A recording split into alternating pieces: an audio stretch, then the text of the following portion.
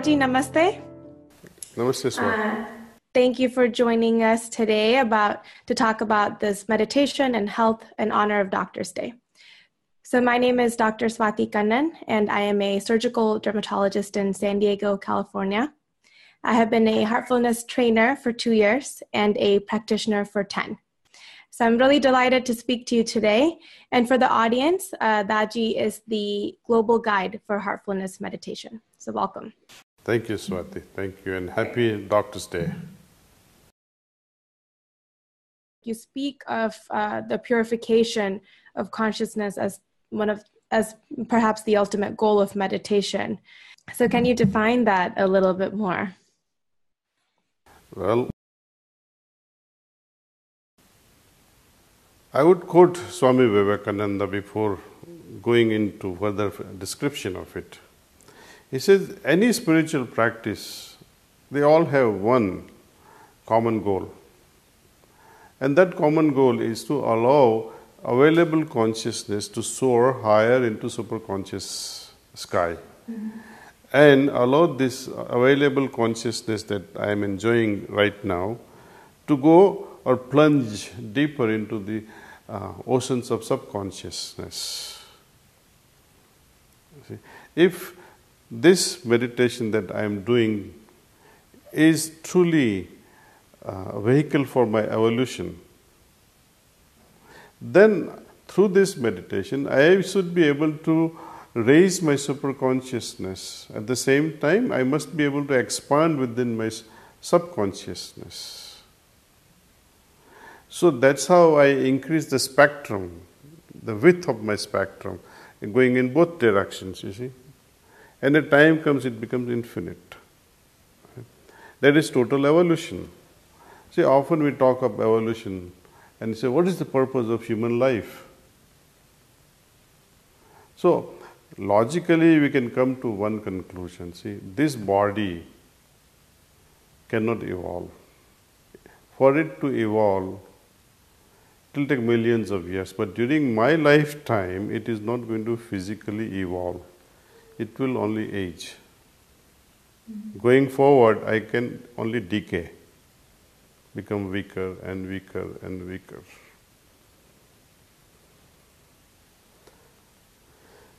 Now, what is behind this body, as I was just saying, out behind this physical body, there were 3 other bodies we talked about, based on the 4 elements, Manas, Buddhi, Chit and Ahankar. Manas means mind, Buddhi means intellect, Chit is consciousness, and Ahankar is ego.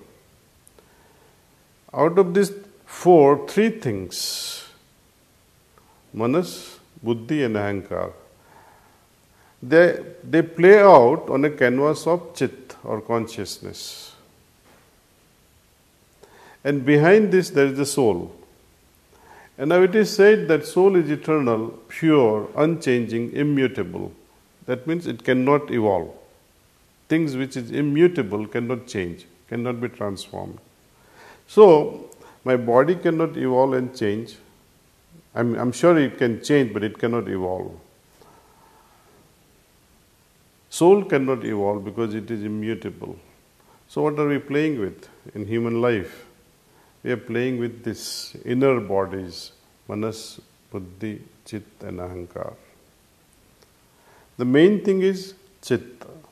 And how Chit or consciousness evolves by taking the help of Manas, Buddhi and Ahankar. We make use of our own ego for my own evolution. If I allow this ego to prevail on someone, for example, I get angry on someone for whatever reason, I'm using my ego to prevail and to assert myself. But that is going to hurt others, and you will also be hurt in the process. You contract, your consciousness will also contract, you will feel hurt despite the fact that you wanted to hurt others, but getting angry has made you angry. Getting angry had made you sad, and it will contract your consciousness. If you look at using the Manas, What is the role of manas or the mind? It is to think. Now, when this manas evolves, what happens to its function of thinking? We move from thinking to feeling. You see? Usually we think rather than feel things first. Have you seen the difference between your father and mother? Father is a thinking fellow. Mother is a feeling lady. Right. Right? And you must have seen also, and others also can contribute to this conclusion, that when you are talking to someone and when you have a lot of problems, and in a business world or at job, and you keep this thing in your mind for a long time, and your wife or your mother or your sister tells you, why are you you look so troubled? Your sister or your wife or your mother might tell you, oh, this is the solution. Even before you share the entire story, halfway through they are able to tell you the whole solution of it. Because they are able to feel things. And through feeling, I think you are able to come to the right conclusion. So, by the way, my side comments would be on this: who is more evolved, a female or male?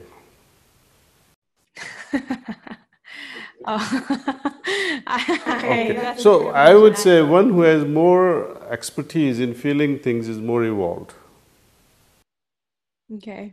So a woman who feels more, you would say, is more evolved. So they should. I would say the same thing. If man was thinking instead of, if he was more feeling, then there'll be competition then. See. Yeah. So now that is about manas or the mind. What about the intellect, buddhi?